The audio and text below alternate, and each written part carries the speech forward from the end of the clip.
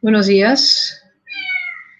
Vamos a hablar ahora sobre el citoplasma celular. Esta es la clase de biología molecular, complemento de las actividades asincrónicas. Entonces, cuando hablamos de citoplasma celular, nosotros vamos a hablar de la composición y estructura, las características del citoesqueleto, composición, organización y funciones, y organelas fibrilares como los hilos, flagelos y los enteros. Entonces, ¿por qué es importante para el médico? Nosotros vemos a Michelle, un niño de 8 años, esta es una de YouTube, vemos que él tiene dificultad para incorporarse. Miren ustedes la marcha, es una marcha de pato con un balanceo, ¿no? Y lo que va a hacerse ahorita es la maniobra de Bowers, ¿no? Observen ustedes que para incorporarse necesita apoyar las manos. Y observen, ahí está la maniobra, como él escala a partir de sus piernas para poderse incorporar. Este paciente es un paciente que tiene un problema muscular que se llama distrofia muscular de Duchenne. Y la distrofia muscular de Duchenne, nosotros tenemos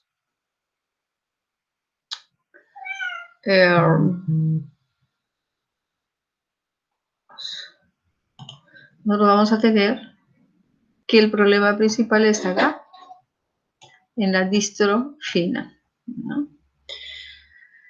Entonces, ¿dónde se encuentran estas estructuras? Como nosotros vemos, estas se encuentran en las células, ¿no? Ya lo mejor es acá. En las células son filamentos intermedios, la distrofina, ¿no? Hay varios componentes y hay varias enfermedades relacionadas a la actividad muscular, ¿no? Que se encuentran justo en todas estas estructuras moleculares, ¿no? Y ahí viene una gama de distrofias musculares que ya verán cuando estén en clínica. Entonces, el citoplasma celular es una parte de la célula, ¿no? Comprendido entre la membrana plasmática y la membrana nuclear. Siempre ustedes han descrito como la parte acuosa de la célula, ¿no? Es una dispersión coloidal, está formado por el citosol, el citoesqueleto y las organelas. Entonces, cada vez la microscopía electrónica nos muestra, y los estudios en células in vivo nos muestran cómo es el citoplasma y los cambios biofísicos que se suscitan en ella. Entonces, el citoplasma de una célula eucariota es un compartimento que se encuentra saturado, donde existen moléculas, existen en azul que vemos acá, vamos a ver complejos de ribosomales, ¿no? El citoesqueleto que se muestra en esta estructura en rojo, y complejos macromoleculares, sobre todo ribosomas en verde, y las membranas en azul. ¿Okay? Entonces, son funciones del citoplasma, pues, permitir la fijación y el movimiento de las organelas, lugar donde se producen los procesos metabólicos. De ahí que los estudios muestran que existe una dinámica que sigue las leyes de la termodinámica en este conjunto de procesos que se producen dentro del citoplasma. El citoplasma de una célula eucariota es un citoplasma heterogéneo, no, la disposición de las diferentes estructuras es variable dentro de la misma.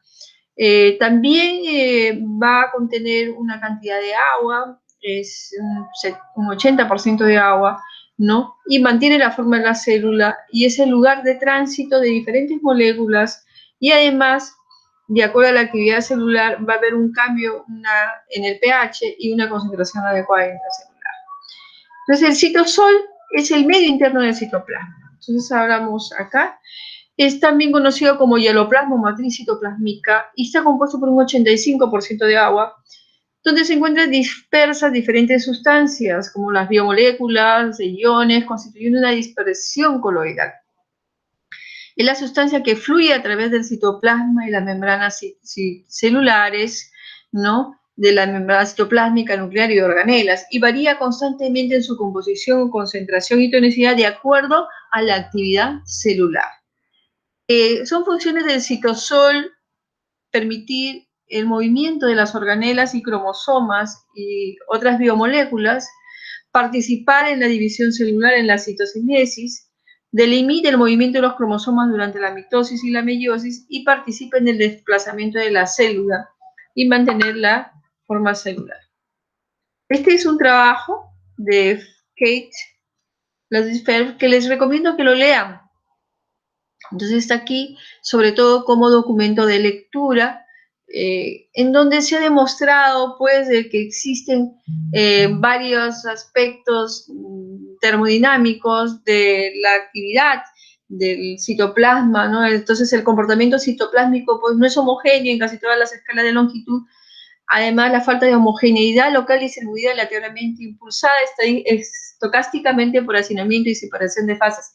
Este acirramiento que se observa en el citosol, en el compartimiento citoplásmico es importante porque permite las interacciones débiles y el doblamiento de las proteínas, entre otras moléculas. Hablemos sobre el citoesqueleto.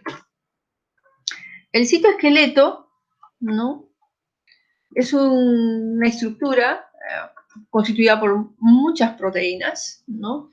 Esas proteínas van a tener diferentes características. Es una estructura fibrosa, dinámica, contenida en el citoplasma, ¿no? Por ejemplo, acá usaron ustedes el retículo endoplásmico rugoso y la membrana plasmática y los filamentos. Aquí un tipo de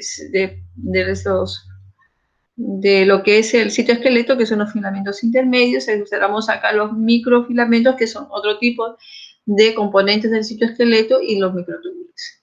Entonces van a ser responsables de la organización interna de la célula y de su forma, y son responsables del movimiento de la célula, ¿no?, dentro de la célula y del movimiento de las organelas. Observemos acá, este es una neurona, un esquema de una neurona, los microtúbulos en azul, y los neurofilamentos en fucsia, ¿no?, y los microfilamentos en verde. Todos estos elementos van a ser importantes primero para constituir la forma y para el movimiento de las moléculas a través de, ya sea en vía retrógrada o anterógrada, en el axón neuronal. Entonces, el citoesqueleto, pues, está compuesto por una serie de estructuras, de proteínas que van a tener diferente actividad cada una de ellas. Así tenemos a los microtúbulos, cuya estructura, su diámetro es de 25 micrómetros, y los filamentos intermedios, que son, ¿no?, entre 25 micrómetros, y los microfilamentos, ¿ok? Entonces, vamos a observarlo. Entonces aquí, observen ustedes, este es el microfilamento, tiene 7 milímetros, ¿no? Un filamento intermedio, ¿no?, y un microtúbulo de 25 milímetros, ¿ok? Entonces, digamos que el filamento intermedio se le llama así porque se encuentra entre el tamaño del microfilamento, que es de 7 milímetros, y el tamaño del microtúbulo de 25 milímetros. Por eso se le llama filamentos intermedios en esta estructura electrónica. Entonces, los microfilamentos, que son los primeros que vamos a ver, son compuestos principalmente por una proteína globular contráctil llamada actina. Este filamento de actina está constituido por 2 hebras de actina enrolladas en hélice y tiene un grosor de 40 a 70 angstroms, y es una de las proteínas. La actina es una fibra de proteínas de 3 a 6 nanómetros de diámetro. Hay 2 tipos de actina, la actina F, la actina G, ¿no? Y en el caso de la actina G, que es de forma globular. Estas moléculas, estas proteínas, están presentes en las células animales, mostrando una organización de haces paralelos o dominios subcorticales y citoplásmicos de la célula. La asociación de microfilamentos con la proteína miosina es responsable de la contracción muscular.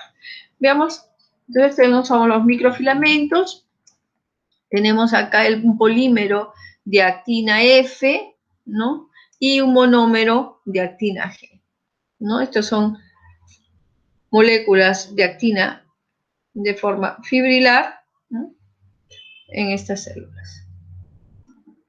Entonces, como les decía, hay dos variantes, ¿no? De actina, la alfa-beta. La beta-actina aparece en la mayoría de las células animales. La actina alfa abunda sobre todo en el músculo. La actina es pues una proteína citosólica muy abundante y representa aproximadamente el 10% de las proteínas citosólicas. Una parte se encuentra formando parte de los filamentos F de actina y el resto son proteínas no polimerizadas de actina, la proteína lobular G. Observen ustedes en este esquema, observamos, es un esquema de un filamento de actina mostrando las moléculas de actina dispuestas helicoidalmente, ¿no? Y la constante asociación y disociación de la actina en los dos diferentes extremos, ¿no? Una vez que se polimeriza la actina, se hidroliza el ATP de la molécula de actina liberando pirofosfato, ¿no? Y quedando como ADP unido. Y esto es importante porque para la actividad de la actina, la polimerización y despolimerización de la actina, que tiene que ver con la actividad de desplazamiento molecular de células, se necesita el gasto de energía, se necesita energía. Entonces, pues poseen un extremo denominado más y otro menos, son filamentos polarizados, en el extremo más predomina la polimerización, o sea, la adición de nuevas moléculas de actina, respecto a la despolimerización, mientras que en el extremo menos predomina la despolimerización. Entonces, en las células se crean y se destruyen filamentos de actina continuamente, es componente del citoesqueleto, es el más dinámico de los componentes del citoesqueleto. En condiciones variables podemos tener condiciones de concentración de moléculas de actina libres que impiden que se asocien espontáneamente para formar filamentos.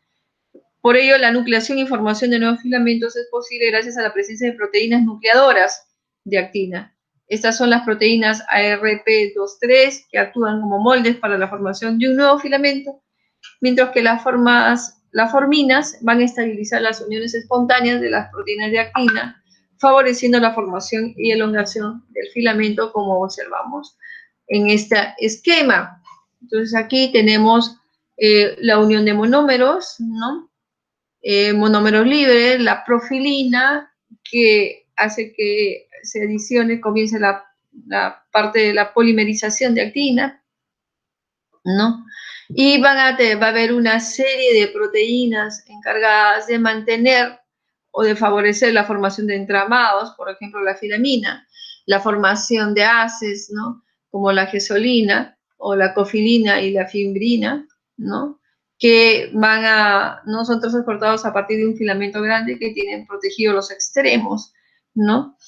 Entonces, la polimerización y despolimerización de los filamentos de actina se ven pues afectados por numerosas proteínas que se llaman proteínas accesorias, ¿no? Que van a favorecer la polimerización o la despolimerización de la actina. Entonces, los filamentos de actina, presentes en las células animales, ¿no? Generalmente están cerca de la membrana plasmática, su distribución y organización intracelular depende mucho del tipo celular y son importantes porque participan en la división celular, en el movimiento de la célula, ¿no? En el movimiento para producir la endocitosis, ¿no?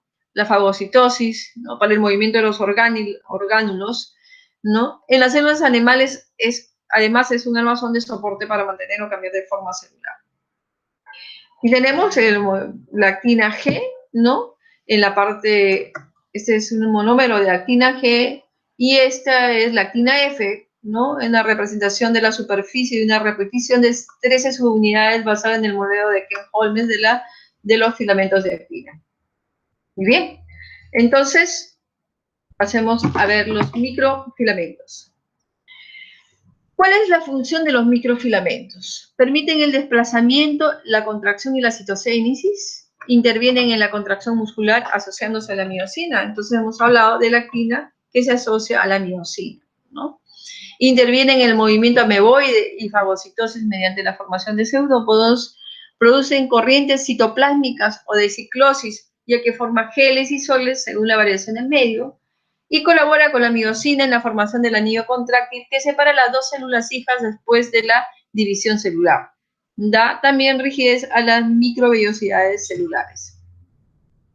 Observemos acá, esta es la organización de la fibra muscular, en donde tenemos acá los túbulos T, este es el retículo endoplásmico, la línea Z, las bandas y el sarcómero, ¿no? Y la banda A. Entonces observamos aquí, este es un filamento grueso y este es un filamento delgado y la relación de la miosina, ¿no? La troponina. Entonces este es cómo participan estas moléculas en la contracción muscular. Vayamos a hablar entonces sobre los filamentos intermedios. Los filamentos intermedios van a tener diferentes roles, ¿no? En este caso ya habíamos hablado del rol de la distrofina, ¿no? Van a participar en la unión celular, ¿no? Y hay varios tipos de filamentos intermedios y que están relacionados con enfermedades de diverso tipo para la fisiología y la entender la fisiopatología de las enfermedades, por ejemplo, neurodegenerativas, ¿no? Entonces, participan pues en los movimientos anterógrados y retrógrados, la dirección, ¿no? La duración del movimiento. Los filamentos intermedios son pues uno de los tres elementos principales del citoesqueleto, formados por agrupaciones de proteínas fibrosas muy resistentes, son los componentes del citoesqueleto más estables. Su nombre deriva de su diámetro de 10 nanómetros, más pequeño que los microtúbulos, que son de 25 nanómetros, y mayor que los microfilamentos que ya habíamos hablado, de 7 nanómetros. Son únicos en las células animales, aunque hay algunas descripciones de elementos parecidos en las células vegetales en últimas publicaciones, y abundan en células sometidas a importantes tensiones.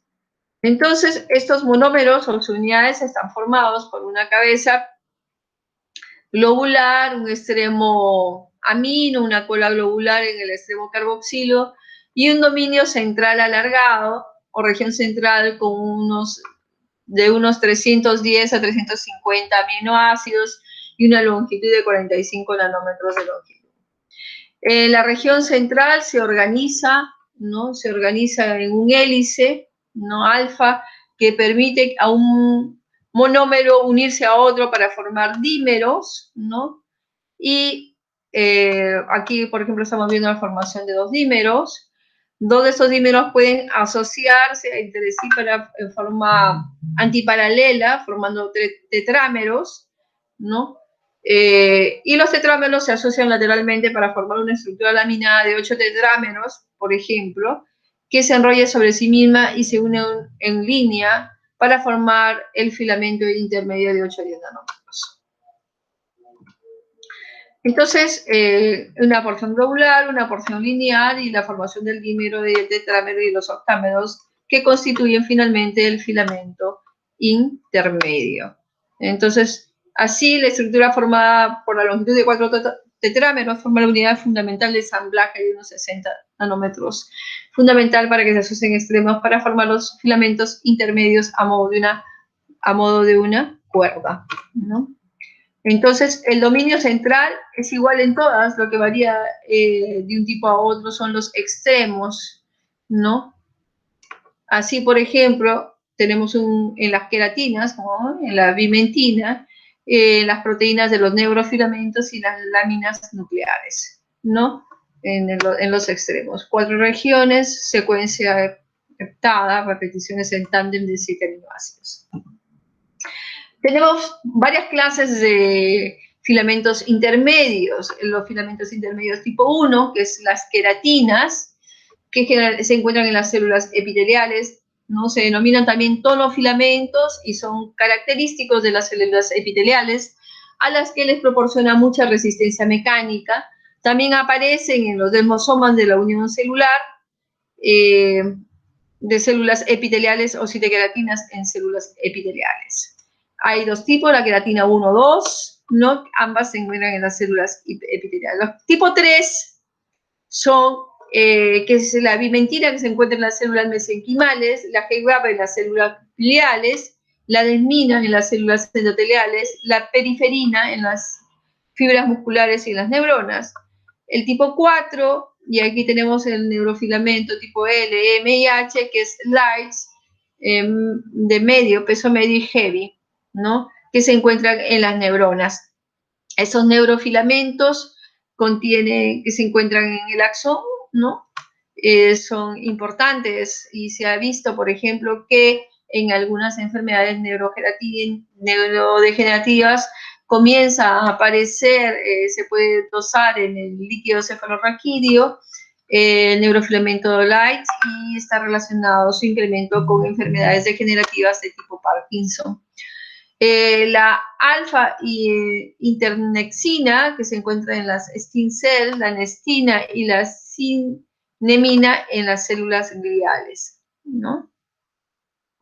También tenemos el filamento intermedio 5, estamos en las laminas 1, B y C, que se encuentran en el núcleo celular, y las 6 orphans, que está la filenzina y la faquinina, que se encuentran en las células de Lenz.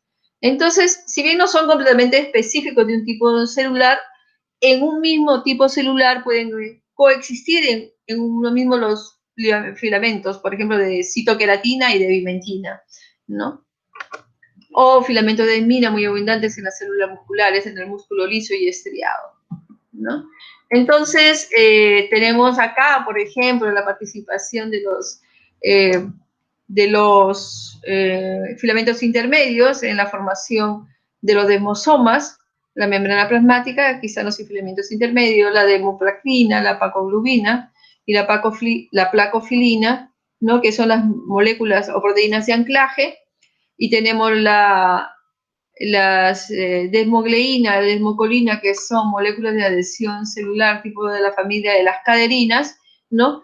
Que participan en la formación y la estructura de los desmosomas, ¿no? Nuevamente, esta tabla habla sobre los procesos moleculares de los diferentes tipos de los neurofilamentos que hemos hablado, de acuerdo a la clasificación, ¿no? Y dónde se encuentran. Aquí es una fotografía electrónica en donde vamos a ver una red de neurofilamentos en los axones, no una representación ultraestructural de los neurofilamentos en los nervios ópticos del ratón en una sección transversal, ¿no? Observen cómo hay estas proyecciones de puentes cruzados entre los azotes ópticos. Entonces, son funciones de los filamentos intermedios, ¿no? Soportar las tensiones mecánicas, ¿no? Se pueden estirar en 200 y 350% de su longitud inicial cuando se someten a fuerzas de tensión. Los microtubulos y los filamentos de actina, los cuales son relativamente rígidos, a diferencia de los filamentos intermedios. Se les postula lugar de anclaje en numerosas moléculas de señalización, además de crear un andamio para las estructuras celulares. Además, interaccionan directamente con orgánulos como las mitocondrias, el aparato de Golgi, los lisosomas, ¿no? Por lo que pueden afectar su funcionamiento y el propio tráfico celular vesicular. Justamente la relación de los neurofilamentos de tipo light con los lisosomas están relacionados en mecanismos de apoptosis en enfermedades neurodegenerativas. Los filamentos intermedios, pues también se renuevan mediante la eliminación y adición de nuevas moléculas, ¿no? Siendo entonces uno de los 3 elementos principales del citoesqueleto, su estabilidad y sus propiedades mecánicas intrínsecas y patrones de expresión específicos del tipo celular lo van a distinguir de la actina y los microtúbulos. Al proporcionar un soporte mecánico, los filamentos intermedios protegen las células de las fuerzas externas y participan en la adhesión celular y la integridad de los tejidos. También forman una extensa red elaborada que conecta la corteza celular con los orgánulos intracelulares. Actúan como un andamio molecular que controla la organización intracelular. Entonces, más que estructuras rígidas, son estructuras dinámicas, y su dinámica está regulada pues, por múltiples cascadas de señalización que contribuyen a los eventos de señalización en respuesta al estrés celular, a las funciones celulares dinámicas, como la mitosis, la apoptosis y la migración celular. En este ejemplo nosotros podemos ver las interacciones de los filamentos intermedios con diferentes componentes celulares, ¿no? En unas células epiteliales, en los desmosomas, ¿no? En la formación de los hemidesmosomas, en la dinámica de las adhesiones focales, ¿no? En los mecanismos de mecanotraducción, en la motilidad celular, en la forma y tamaño, ¿no? Del núcleo y los movimientos del núcleo en la expresión genética, en la organización del Golgi, en el transporte anterógrado y retrógrado, en la polarización del tráfico y la polarización y la localización de las proteínas. Ahora hablemos de los microtúbulos. Los microtúbulos son estructuras, proteínas también, ¿no? Cilíndricos de 20 a 25 nanómetros en diámetro, están compuestos por subunidades de proteínas, de tubulina. Estas subunidades se llaman alfa y beta tubulina, formados en sus dos formas, que al unirse forman un heterodímero, una unidad básica de los microtúbulos. Cada microtúbulo, ¿no? Se compone de 13 protofilamentos. Este es un protofilamento, que es una larga fila hecha de heterodímeros. Entonces, el microtúbulo está formado pues, por dímeros de tubulinas, están formados por unidades elementales llamados protofilamentos. Ese es un protofilamento, ¿no? Para la interacción de la alfa y beta tubulina se necesita justamente una unidad de guanil trifosfato, de GTP. Entonces, para su formación se requiere energía.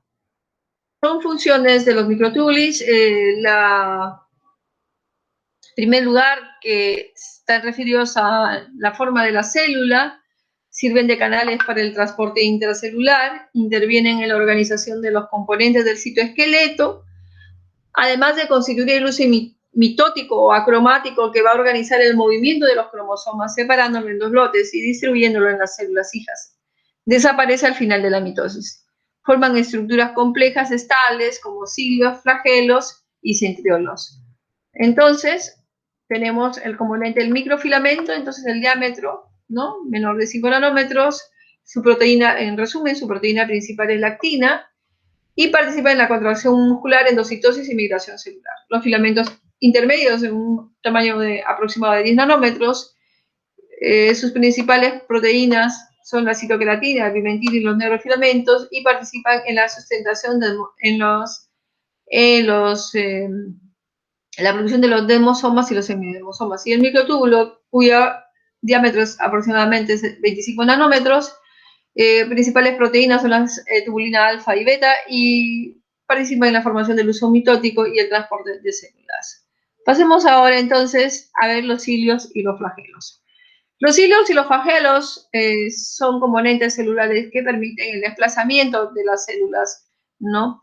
A través del espacio, ¿no? Entonces, en el caso de los cilios, estamos viendo la relación a nivel de la membrana celular, ¿no? Y aquí de los flagelos.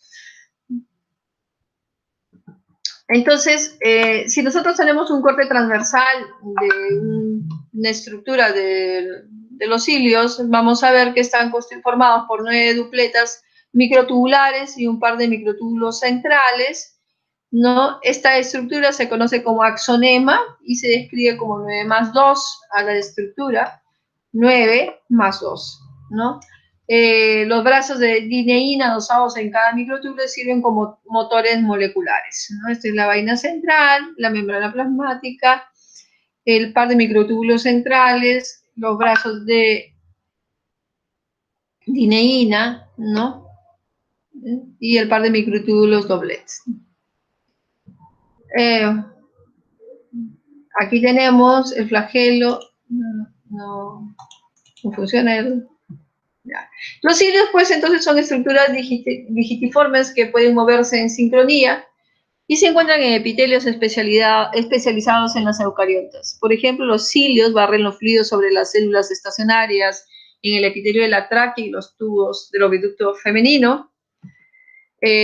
Una superficie ciliada, observen ustedes, en la base de cada cilio es un corpúsculo basal de estructura similar al centriolo. Los flagelos son apéndices como látigos que ondulan para mover las células, son más largos que los cilios. Sus brazos de dineína defectuosos causan infertilidad en el macho, por ejemplo, en el caso del espermatozoide, de la cola del espermatozoide. Esta es una microfotografía electrónica de un corte transversal en la cola de espermatozoide que no tiene problemas, y esto es uno en el cual hay una alteración en la dineína, hay una dineína defectuosa, ¿no? Hablemos ahora sobre los centriolos y los cuerpos basales. Otro tipo de estructura formada por microtúbulos son los centriolos y los cuerpos basales, que se forman por agrupaciones de 3 semimicrotúbulos en 9 paquetes, ¿no?, distintos, sin microtúbulos en su interior, creando una forma 9 más 0. A diferencia del otro, recuerdan que era 9 más 2. Entonces, la pareja de centriolos se disponen perpendicularmente uno del otro, ¿no? Acá tenemos el centrosoma de una célula animal, visto por microscopía electrónica. En las estructuras más oscuras son una pareja de centriolos, acá. Uno de ellos está cortado transversalmente y el otro longitudinalmente. Se observan también en amarillo los microtúbulos del aster, ¿no? Y la centrósfera. Acá, centrósfera.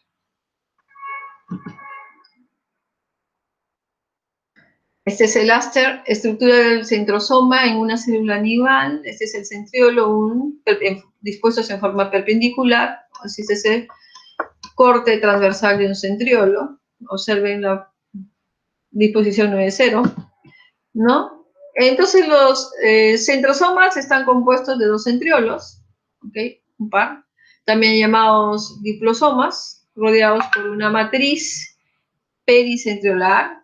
Los centriolos poseen formas de cilindros, si recuerdan un barril, ¿no? En vertebrados miden 0.2 micrómetros de ancho y 0.3 a 0.5 micrómetros de largo. Estas estructuras cilíndricas, organizadas en 9 tripletes, ¿no?, que son microtúbulos en anillo, en esa ordenación 9-0 que hemos visto, ¿no?, funcionan como una especie de sistemas de vigas que resisten la compresión del citoesqueleto. Entonces, los extremos distales del triplete microtúbulos, material centriolar, extremos proximales de fibras de interconexión. La función principal de los centrosomas está en organizar los microtúbulos y promover la polimerización de las subunidades de una proteína llamada tubulina. Esta proteína es el componente principal de los microtúbulos. Ya habíamos hablado de las tubulinas alfa y beta. Los centrosomas forman parte del aparato mitótico. Además de los centrosomas, este aparato incluye el uso mitótico formado por los microtúbulos, y los cuales nacen en cada centrosoma y conectan a los cromosomas con los polos de las células. En la división celular, la agregación igualitaria de los cromosomas a células hijas pues va a depender esencialmente de este proceso.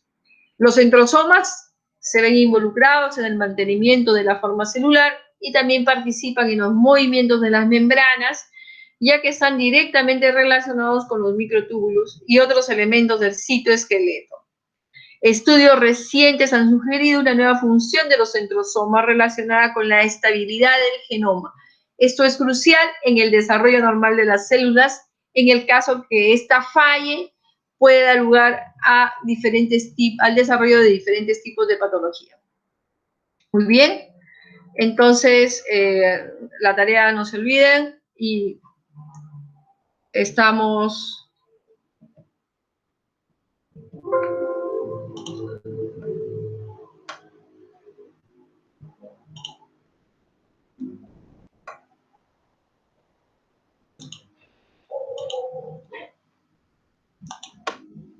Muy bien, y esa ha sido la clase del día. Esperamos que sea útil. De hecho, estamos seguros. Revisen la bibliografía que se ha colocado.